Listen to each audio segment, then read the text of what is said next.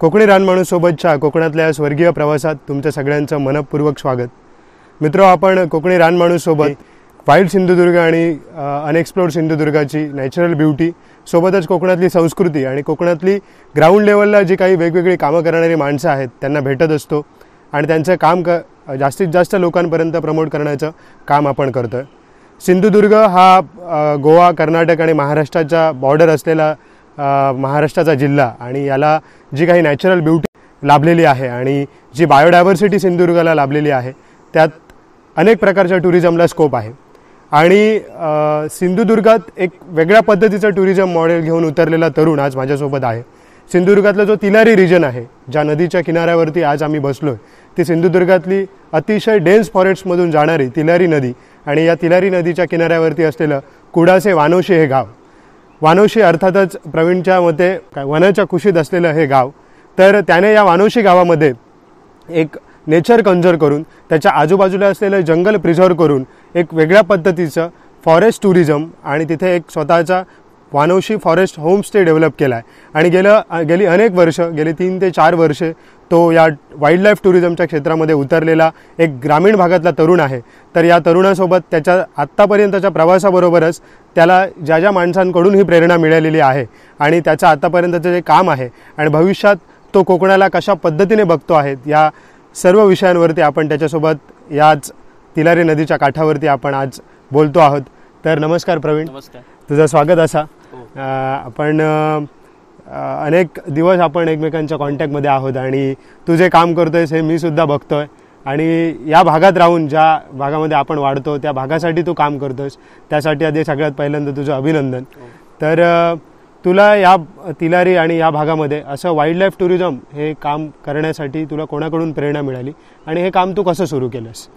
सुरुवातीला जेव्हा माझं एज्युकेशन चालू होतं तेव्हा 2016 मध्ये माझ्याकडे कोल्हापूरचे wild life warden Raman Kulkarni sir घरी आले होते। त्यांना घेऊन आमचे प्रशांत जाधव सर माझ्या घरी घेऊन आले। त्यावेळी मला वाईल्ड लाईफचं काहीच माहित नव्हतं। माझ्या आजूबाजूला एवढे पक्षी आहेत, फुलपाखरं आहेत, पण मला त्याबद्दल काही माहिती नव्हती।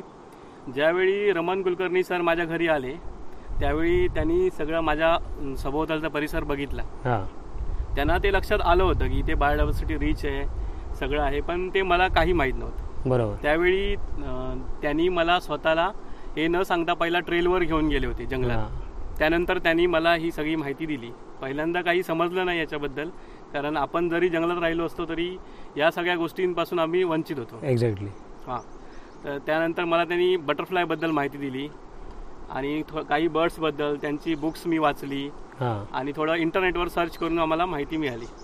त्यानंतर एक 2 महिन्यांनी फारुख सर आलेत त्यांच्यासोबत, फारुख मेहतर सर।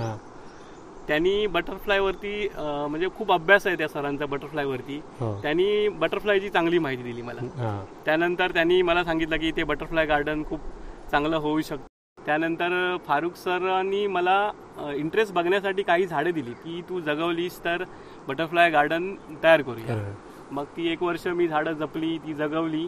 त्यानंतर आमच्या बटरफ्लाय गार्डनची सुरुवात झाली आणि आता आम्ही ते डेव्हलप करत आहोत। Okay, very good. कोकणी माणसांना महत्त्वाचा प्रश्न सगळ्याच्या ह्याने मी तुला विचारतो की आपल्याकडे एक पद्धत आहे कोकणामध्ये की एक ठराविक शिक्षण झालं की एकतर मुंबई गाठायची, पुणे गाठायचं, किंवा आपल्याला इथून दोडा मारून गोवा आहे तर गोव्यामध्ये जाऊन काय करायचं। तर ह्या पलीकडे जाऊन तू विचार केलायस की जो आज आपला जो प्रेक्षक वर्ग आहे त्यांना सगळ्यांना पडणारा प्रश्न असेल हा की तू ॲज अ कोकणी माणूस म्हणून तू मुंबई पुणे न जाता गावात राहून काहीतरी करायचा जो विचार केलास तो मनात कसा आला? सुरुवातीला मी माझं जेव्हा एज्युकेशन करत होतो तेव्हा माझ्या पण मनात तोच विचार होता की मुंबई पुण्यात जायचं आणि जॉब करायचे आणि तिथे राहायचं, म्हणजे सिटी लाईफ जगायची असा विचार होता। ज्यावेळी मला Raman Kulkarni sir, Farukh sir, Prashant Jadhav sir आले त्यावेळी मला कळलं की वाईल्ड लाईफचं काय महत्त्व आहे। आणि त्यावेळी मला असं जाणवलं की जरी आपण शहरात राहिलो तरी आपल्याला हे सगळं मिळणार नाही तिकडे, तिकडचीच लोक आपल्याकडे येणार आहेत हे सगळं बघण्यासाठी। एक्झॅक्टली। त्यामुळे आणि आपल्या सभोवतालची जी बायोडायव्हर्सिटी आहे त्याच्यावर अभ्यास पण झाला नव्हता।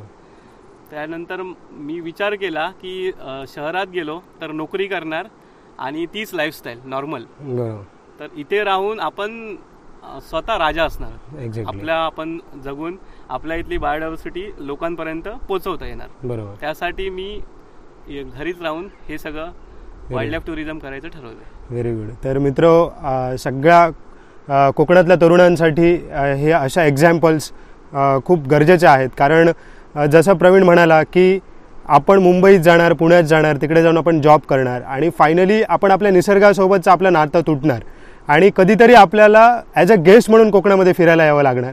इन्स्टेड ऑफ दॅट आपणच आपलं कोकण राखलं आणि आपण या ज्या स्वर्गात राहतो त्याची जाणीव आपल्याला झाली तर आपण येणाऱ्या टुरिस्टसाठी ॲज अ हॉस्पिटॅलिटी देऊ शकतो आणि त्यांना कोकण फिरवू शकतो आणि त्यांना कोकणात काय आहे, जसं प्रवीण दाखवतोय की कोकणामधले बर्ड्स, कोकणामधली फुलपाखरं, कोकणामधले बेडूक, ज्यांना इथल्या माणसांना त्याची काही व्हॅल्यू नाही आहे, इवन इथल्या नद्यांची, त्यांची बायोडायव्हर्सिटीची काही व्हॅल्यू नाही आहे.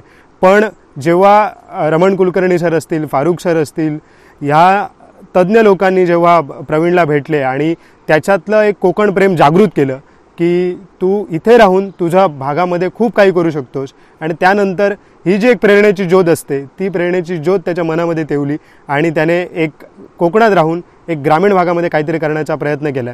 तर हे असे तरुण हे खरे कोकणचे, उद्याच्या कोकणचे, खरे तर उद्याच्या कोकणच्या भविष्याचे निर्माते आहेत, जे खऱ्या अर्थानं कोकण वाचवून कोकणचा उत्तम पद्धतीने शाश्वत विकासासाठी हातभार लावू शकतात.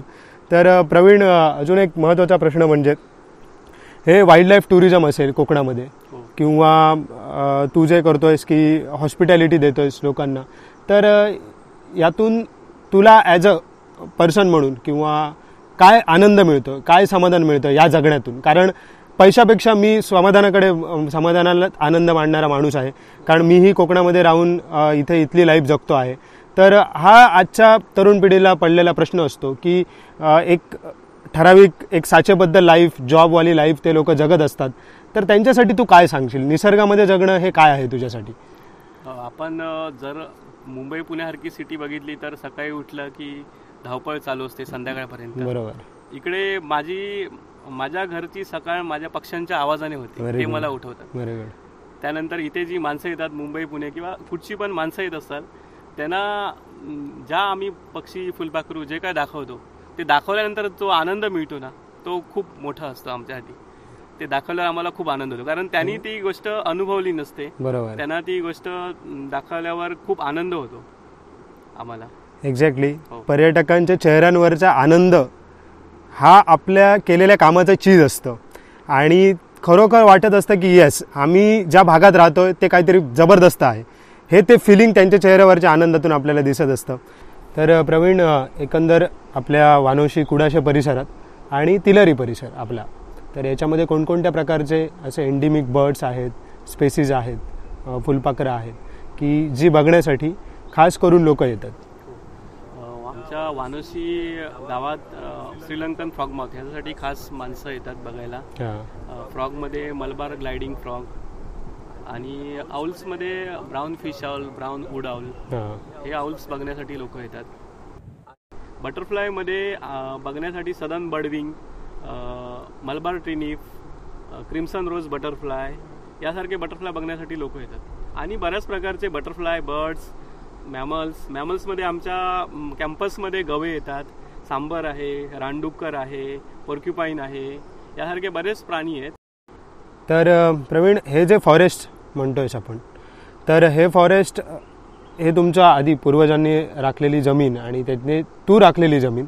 तर मग असा विचार नाही आला काय की आता आपल्याकडे अननस, काजू, रबर या भागामध्ये तर पाणी मोठ्या प्रमाणात आहे, धरण आहे, तर सगळीकडे मी बघतोय की तिलारी म्हटल्यानंतर अननस, रबर, काजू प्लांटेशन्स आणि लोक जंगलतोड मोठ्या प्रमाणात करतात. तर हा विचार आला नाही किंवा आलाही असेल?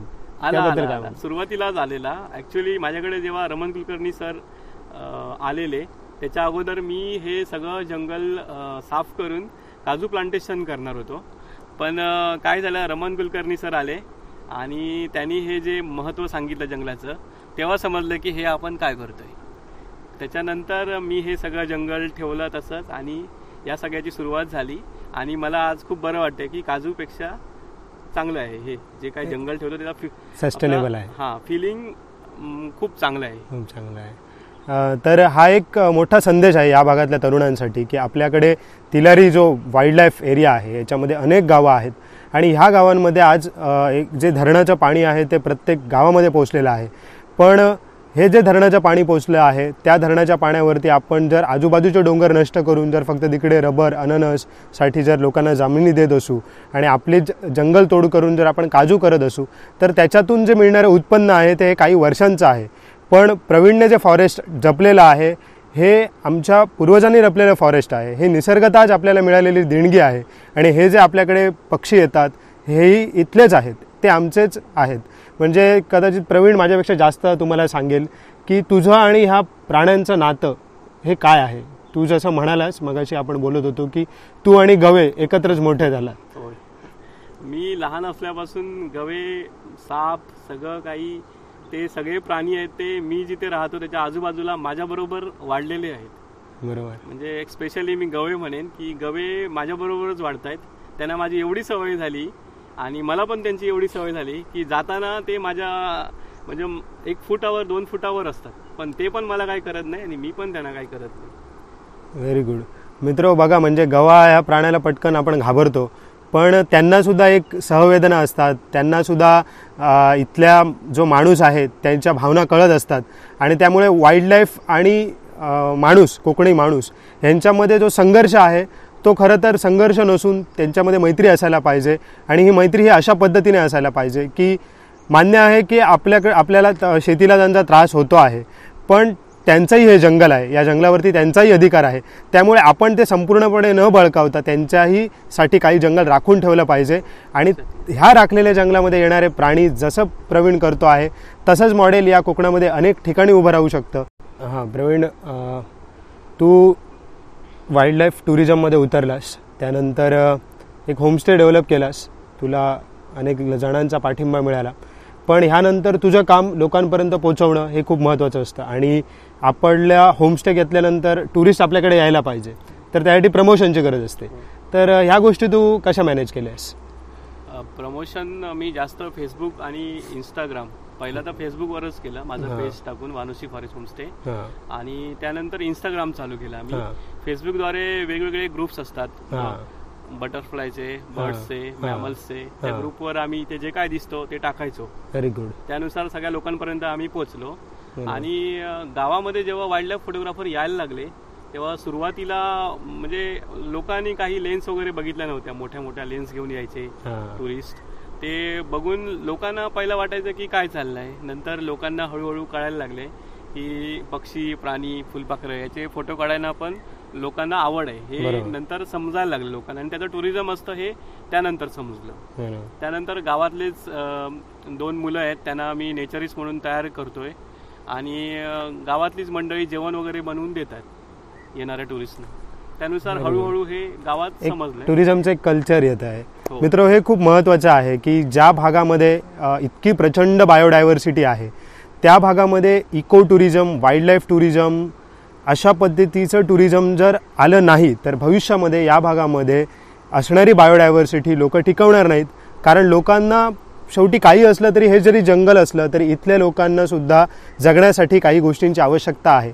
इथले लोक रानात राहत आहेत आणि इतके वर्ष त्यांनी जंगल जपलंय, पण आज प्रत्येकाच्या गरजा आहेत आणि उदरनिर्वाहासाठी पैशाचं साधन खूप गरजेचं आहे.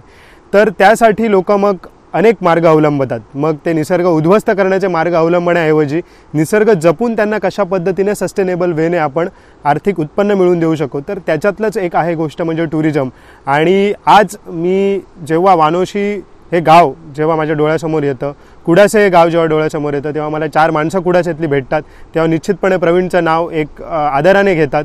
आणि इथल्या लोकांच्या मनामध्ये एक प्रवीणचं नाव एक चांगल्या गोष्टीसाठी पुढे येतं आहे. आणि त्यामुळे ह्याचा इम्पॅक्ट इथल्या तरुण पिढीवरती पडतो आहे की आपण प्रवीणसारखं काहीतरी करायला पाहिजे. इन्स्टेड ऑफ आपण इथे काहीतरी जंगल तोड करून काही करण्यापेक्षा आपण जंगल राखून काहीतरी करू शकतो. ही लोकांची मेंटॅलिटी बदलण्यामध्ये हा जो एक फॉरेस्ट होमस्टे आज झाला आहे, आपण आशा करूया की प्रवीणसारखे आज इथे 10 तरुण तिलारी खोऱ्यामध्ये उभे राहतील.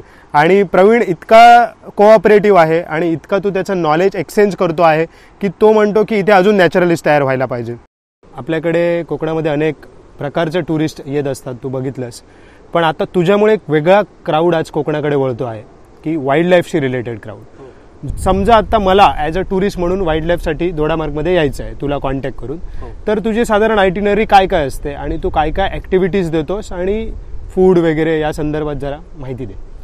माझं वानोशी फॉरेस्ट होमस्टे जे लोकेशन आहे ते दोडामार्ग तालुक्यातील कुडासे गावात आहे आणि माझं दोडामार्गवरून 8 किलोमीटर आतमध्ये आहे. नियरेस्ट रेल्वे स्टेशन म्हटलं तर गोव्यातलं थिविम रेल्वे स्टेशन आहे आणि नियरेस्ट एअरपोर्ट गोव्यातलंच वास्को आहे.